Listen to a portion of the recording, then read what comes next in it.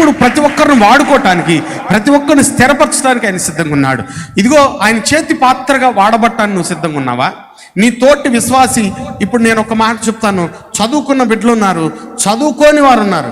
వారు ఇప్పుడు చెప్తున్న వాక్యం వెంటనే కానీ బైబిల్ చదివే జ్ఞానం లేకపోతే ఆ చదువు వాళ్ళ దగ్గర లేదు. అప్పుడు ఈ చదువుకున్న బిడ్డలు ఎప్పుడైనా కానీ, అమ్మా నువ్వు బైబిల్ చదువుకోలేవు కదా, నేను ఒక అధ్యాయం చదివి పెట్టినా అని అడిగారా?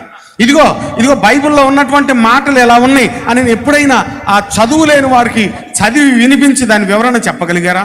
ఎందుకనంటే ప్రతి ఒక్కరికి బాధ్యత ఉందండి దేవుని స్వార్థ ప్రకటించడం.